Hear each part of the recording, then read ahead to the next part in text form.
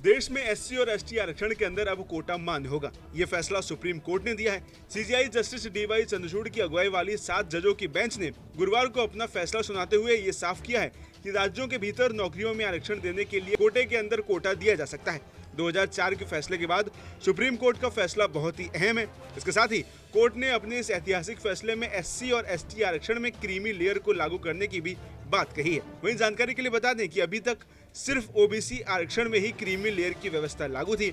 वहीं supreme court की संविधान पीठ ने 6-1 के बहुमत से फैसला देकर साफ कर दिया है कि राज्यों को आरक्षण के लिए कोटे के अंदर कोटा बनाने का अधिकार है, यानी राज्य सरकारें अनुसूचित जाति और अनुसूचित जनजाति श्रेणियों के लिए सब कैटेगरी बना सकती हैं। राज्य विधानसभाएं इसे लेकर कानून बनाने में सक्षम है। इसी के साथ सुप्रीम कोर्ट ने 2004 के अपने पुराने फैसले को पलट दिया है। वहीं आपको बता दें कि मुख्य न्यायाधीश DY Chandrachud, justice BR Gavai, justice Vikramnath, justice Bela M Trivedi, justice Pankaj Mittal, justice Manoj Mishra और जस्टिस सतीश चंद्र शर्मा की बेंच ने ये फैसला सुना है। वहीं कोर्ट में सुनवाई के दौरान इस बेंच में शामिल जस्टिस गवई ने अपने फैसले में कहा कि राज्य को एससी और एसटी आरक्षण में क्रीमी लेयर की पहचान करने और उन्हें सकारात्मक कार्रवाई से इसके दायरे से बाहर करने की नीति विकसित करनी चाहिए। इसके साथ ही उन्होंने आगे कहा कि असली समानता हासिल करने का यही एकमात्र तरीका है। वहीं इनके बाद जस्टिस विक्रमनाथ ने भी इससे सहमति जताते हुए ओबीसी पर लागू क्रीमी लेयर का सिद्धांत एससी और एसटी आरक्षण पर भी लागू हो ऐसा कहा है। वहीं जस्टिस पंकज मित्तल ने कहा कि आरक्षण एक पीढ़ी तक सीमित होना चाहिए। अगर एक पीढ़ी आरक्षण के जरिए हाई स्टेटस तक पहुंच गई है तो अगली पीढ़ी इसकी हकदार नहीं होनी चाहिए। वहीं बेंच में मौजूद जस्टिस सतीश चंद्र शर्मा ने कहा कि जस्टिस विक्रमनाथ का ये विचार अच्छा है और मैं इसका समर्थन करता हूँ।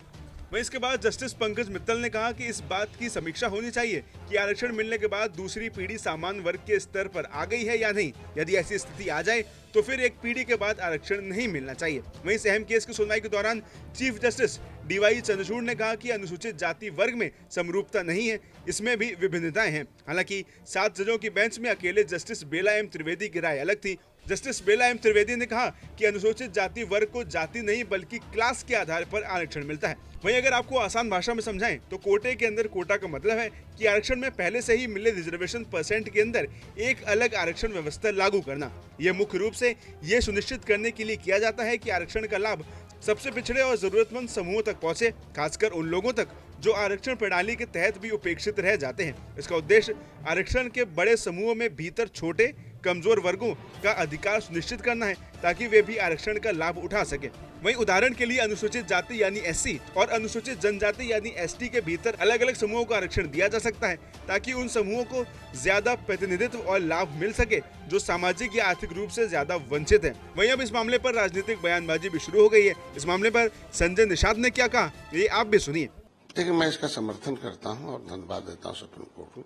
और आज सही माने में अम्बेडकर की आत्मा आज खुश होगी कि जिस निचले पावदान पर रहने वाले लोगों को जो सदियों से सताए जाते थे उनका दरवाजा आज खुला है। क्योंकि एक सिद्धांत है, रिपोर्ट बार बार आई है कि बड़ी मछली छोटी मछली को खा जाती है। तो जब वो बड़ा हो गया तो छोटे को अवसर देना। गांव में झोपड़ी वाला रोड पर पाइपलाइन में बैठा हुआ आदमी, डिनोटिफाइड ट्राइब्स जो है, अर्ध घुमंतु है, परेशान है, वो उसके पास न घर है न द्वार है न झोपड़ी में, उसके लिए आरक्षण है ना, तो उसको अवसर अब हमें सुप्रीम कोर्ट के इसमें मिलेगा। और निश्चित रूप से हम चाहूंगा कि आज के दिन में जो बजट है वो बजट भी पहले उनके लिए अलॉट किए जाए कि भाई SC/ST आयोग है तो जो निचले पावदान पर हों वो सारे बजट उनके विकास के लिए हो। बल्कि जो संपन्न है उसको तो कोई जरूरत ही नहीं है। संपन्न तो ईश्वर ने और संविधान ने अवसर दिया, आप संपन्न हो गए। एक बार DM हो गए, SP हो गए, DIG हो गए, IG हो गए, क्लास 1 अफसर हो गए और किसी भी क्षेत्र में विकसित हो गए, इंडस्ट्रीज हो गए या MP MLAs हो गए, तो कम से कम अपने बच्चों को पढ़ाने के लिए आपके पास ईश्वर की तरफ से व्यवस्था हो गई, संविधान की तरफ से। तो वो अवसर उन गरीबों को मिलना चाहिए। और हमको लगता है कि अब हम निषाद को भी इस तरह से, निषादों का भी स्थान जल्दी से सुप्रीम कोर्ट तय करेगी कि ये कहाँ है, ओबीसी में है, SC में है। क्योंकि जब संविधान में इनकी गिनती 1961 में केवट मल्लाह मझवार में हुआ और 1931 से लेकर 91 तक हम अनुसूचित जाति की सूची में, आज भी सूची में सूचीबद्ध हैं। बट हमारे उपग्रामों को ओबीसी में डालकर उत्तर प्रदेश में भेदभाव किया जा रहा है। तो ऐसे में इस जातियों का भी ध्यान देना।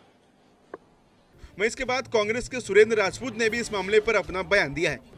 देखिए, सुप्रीम कोर्ट का फैसला है, कांग्रेस पार्टी इसका विस्तृत अध्ययन कर रही है और इसका विस्तृत अध्ययन करने के बाद दिल्ली इस मामले में सही तरीके से एक प्रेस कॉन्फ्रेंस करेगा। हमारे वहां के जो राष्ट्रीय स्तर के नेता हैं इस पर अपनी वो करेंगे, चूंकि संविधान पीठ का फैसला है, इसके लिए इसका थोड़ा सा इंतजार कीजिए। नमस्कार, मैं हूं मानक गुप्ता। अगर आपको हमारा ये वीडियो पसंद आया हो तो इसे लाइक और शेयर जरूर करें और हां, हमें सब्सक्राइब और फॉलो करना ना भूलें ताकि आप देश और दुनिया की कोई खबर मिस ना करें। तो जुड़े रहिए हमारे साथ और देखते रहिए न्यूज़ 24।